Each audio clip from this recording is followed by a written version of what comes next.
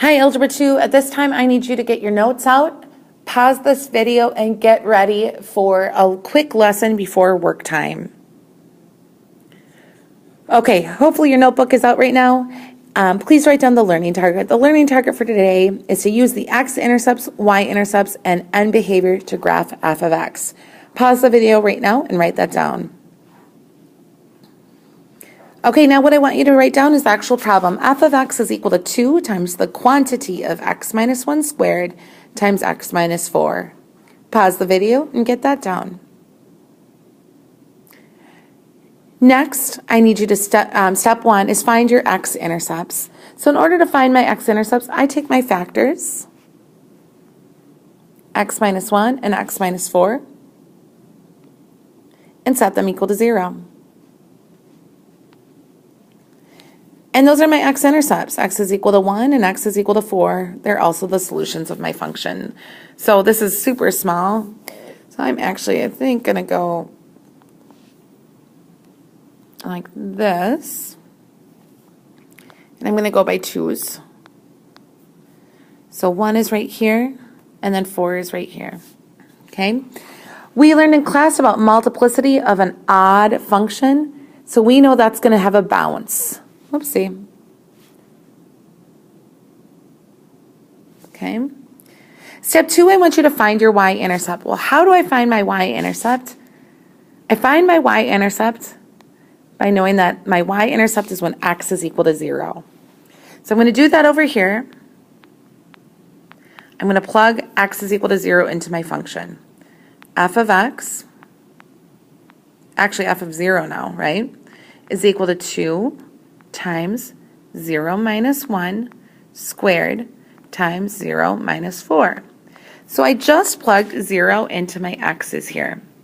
Because I know when x is equal to 0, this is going to give me my y-intercept. When I figured this out, that's 2 times 1 times negative 4. 2 times 1 is 2.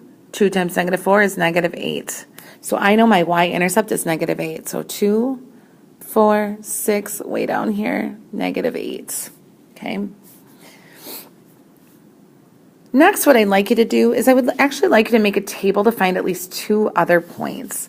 And I'm going to just write over this graph here because I'm graphing it in this region here. Okay. So forgive me for being a little bit kind of scattered here with my steps, but at least you have steps 1, 2, 3, and 4 nicely right here. Okay. All right, so my third step is I do want to find a table to find at least 2 other points. So what I'm going to do is I'm going to plug in. I have 1 already. I have 4 already. I'm going to plug in 2, okay? And so when I plug in 2 into my function, that's 2 times 2 minus 1 squared times 2 minus 4. When I do this using mental math right now, 2 minus 1 is 1. 1 squared is 1. 1 times 2 is 2. And then 2 times negative 2 is negative 4. So I know I have a point at 2, negative 4. 2, negative 4. 2, 4, because I'm going by 2's. Okay. I'm also going to take negative 1 and plug it in. Okay, and see what happens here. Now you can plug in really any values you want, but I think what's helpful is, let me go to the end here, when you're figuring it out to know, okay, here's my x-intercept, here's my other x-intercept, maybe here's my y-intercept, mark wherever it is. So we have 1 and we have 4. Our y-intercept is here at 0.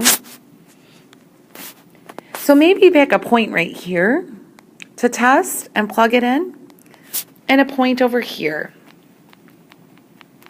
Okay, so we know if I made a table for all those points, I have 0, I have 1, 0, 4, 0. I think this was negative 8 if I remember right.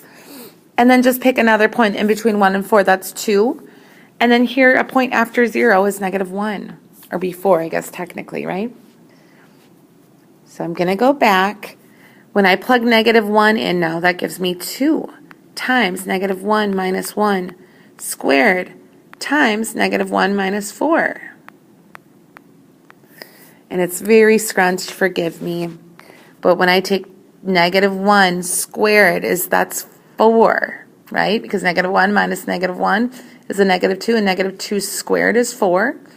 4 times 2 is 8, and 8 times negative 5, is it?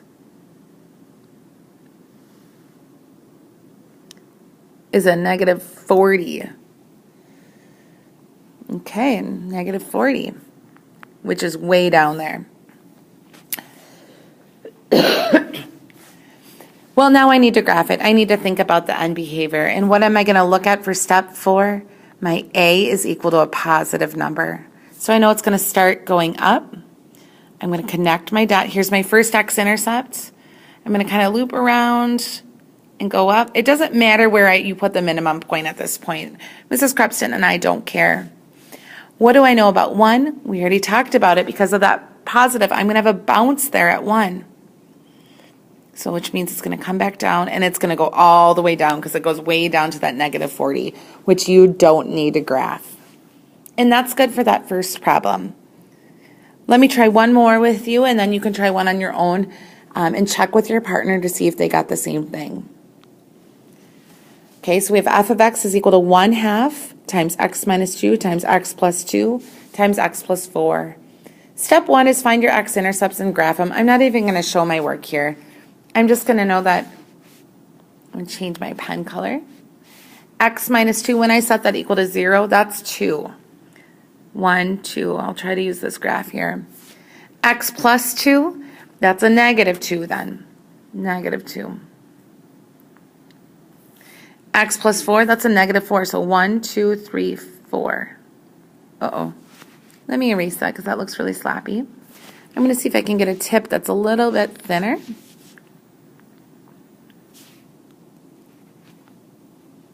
There, that's a little better. So negative 2, whoopsie, come on. Negative 2, and then negative 4. Oh gosh. It's not letting me do it. There we go. Okay, there's my negative 4, there's my negative 2. Okay, so I just graphed my x-intercepts. And I should have said pause to write it all down. And I'm sorry I didn't say that. So pause it now if you need to write anything down. Write down the problem.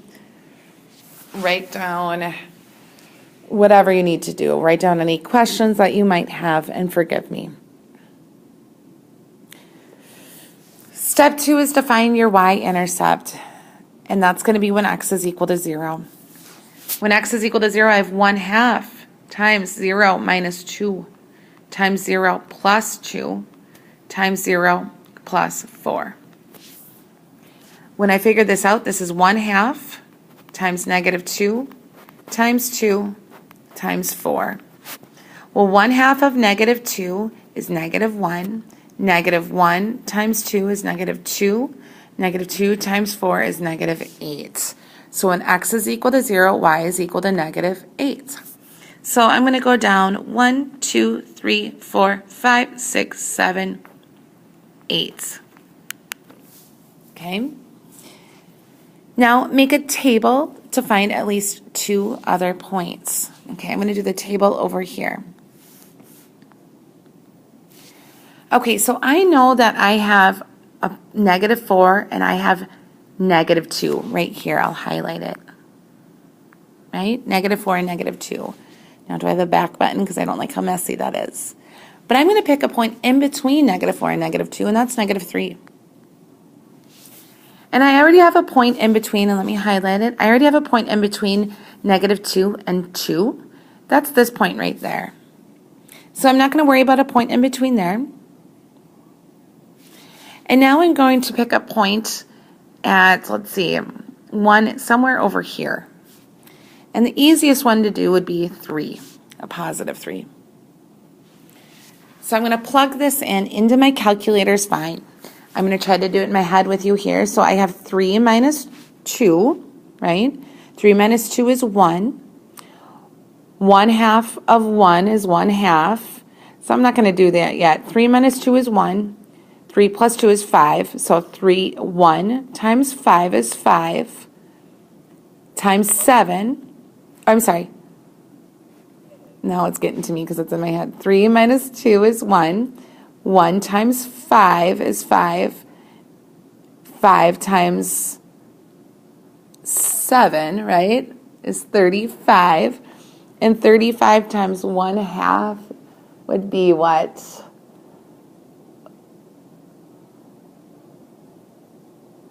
Well, let's just put 35 over 2.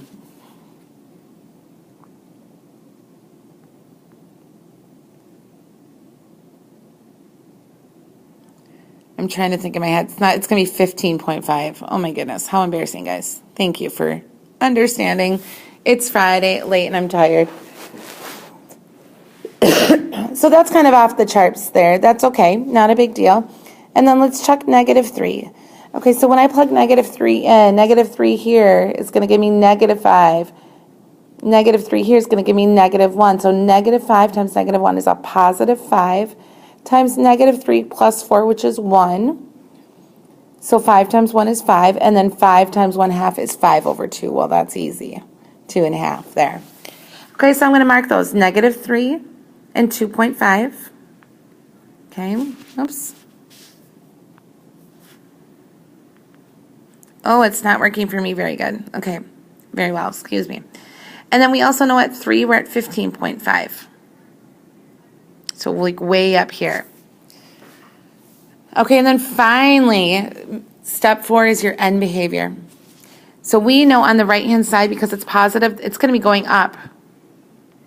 I'm going to go all the way down, around, and back down.